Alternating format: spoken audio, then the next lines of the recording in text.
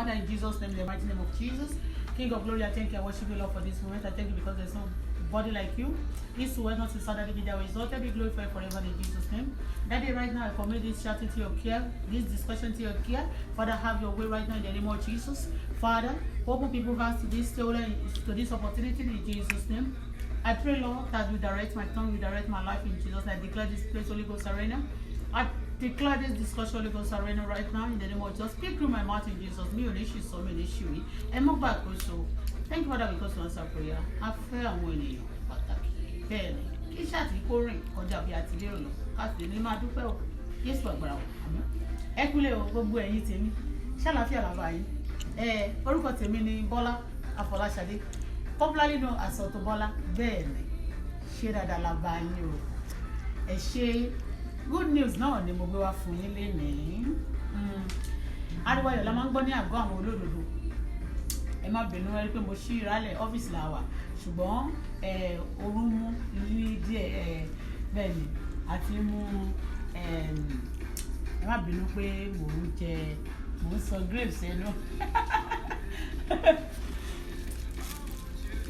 So ìròyìn ayọ̀ náà níṣẹ́ mọ̀ pé ní ọ́fíìsì là wà ní pé ẹ má bínú o pé mò ń jẹ́ o ẹ bá mi rí ṣe ti rí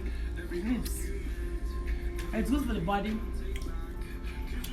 Ó dà kéèyàn máa jẹ fruit. Ó máa jẹ́ kéèyàn look fresh, you know. Good news ni iṣẹ́ tiri. Good news náà ni pé mo wá lè ní mo wá sọ fún yín nípa scholarship tí Canada ń fún wọn. Àwọn students. Mo fẹ́ dọ̀tí.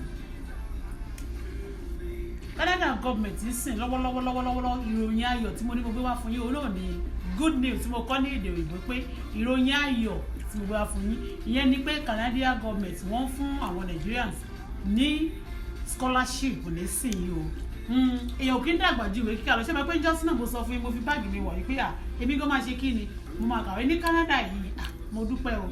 nítorí pé ilẹ̀kùn ayọ̀ táwọn bá fi orin sí ká jóbọ̀ ṣe wọ́n pé ní ọ́fíìsì mi ò kì í jó àbí tí bá ṣe nínú ilé tí bá ti wà lọ́fíìsì ilé mi ò kì í jó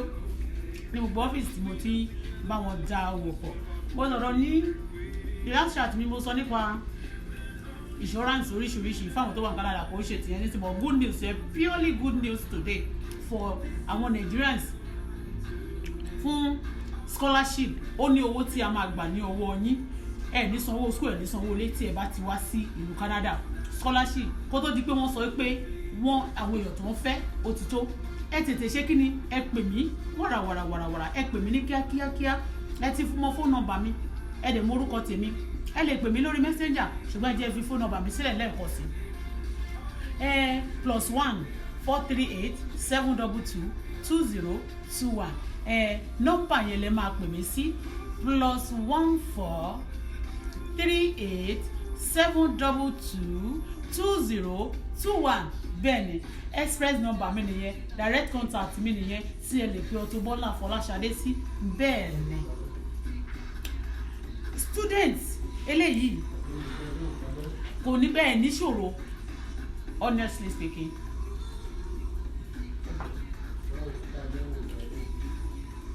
Okay, thank you boss.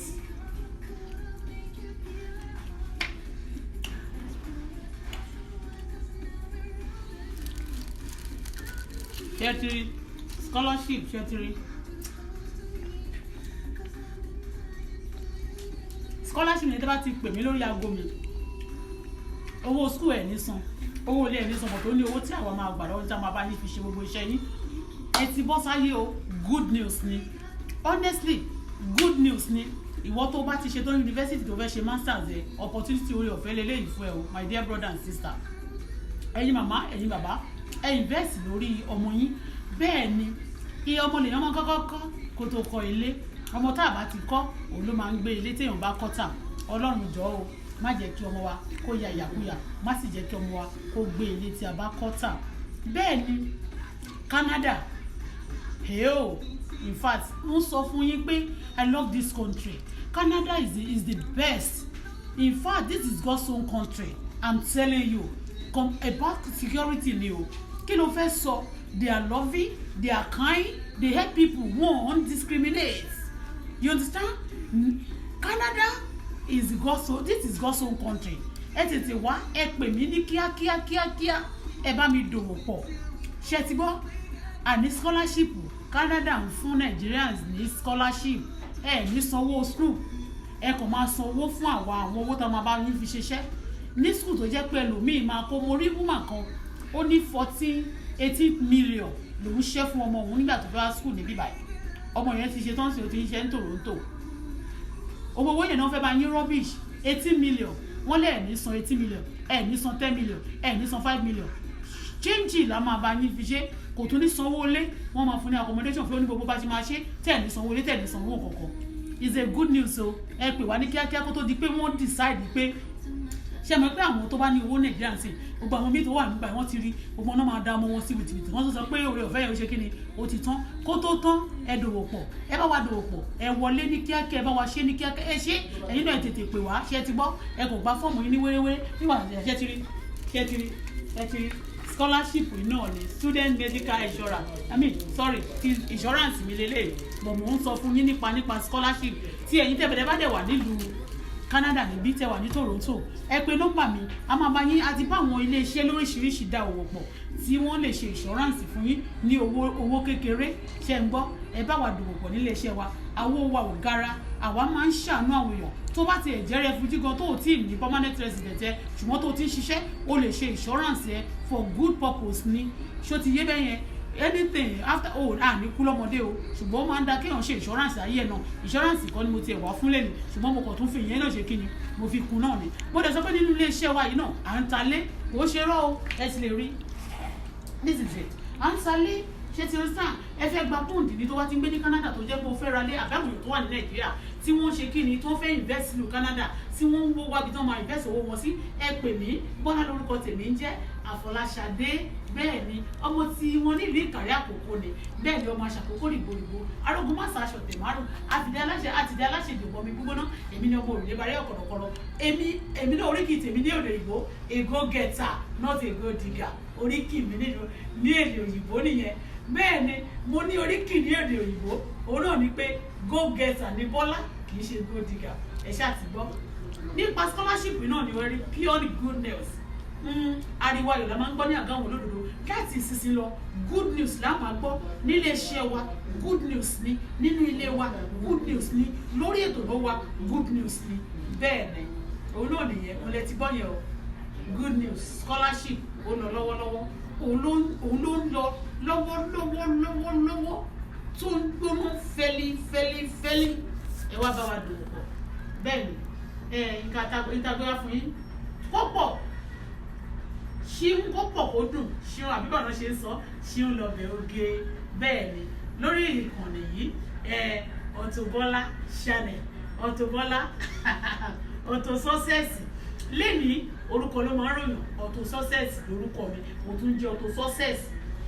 Auto Success Auto Bola Auto Success bẹ́ẹ̀ ni good news pure one ẹ jẹ́ kọ́ ọmọ yín wá school ní Canada ó yàtọ̀ sí school Nàìjíríà o ẹ má bínú pé mo fẹ́ ṣe kí ni ẹ lè compare pẹ̀lú any school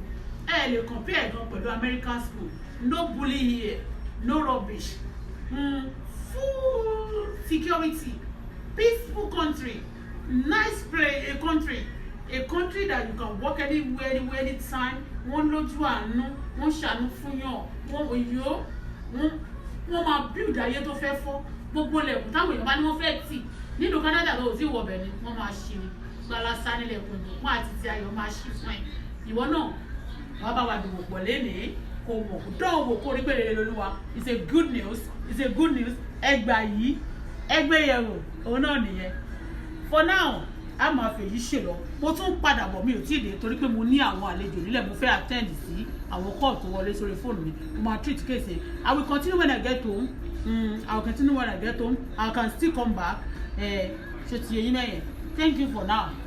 insurance yín ilé yín èyí tẹ́ fẹ́ ra lé nílùú Canada òṣèré tó bá ti ń gba owó tówó ẹ̀ bá ti kọjá 1000 tó bá ti lè gba owó tó wọ bí 2000 lóṣù ìwọ náà entitled sí anything tó wá fẹ́ rà nílùú Canada ṣó ti yí ẹ bẹ́yẹn o fẹ́ ra lé ni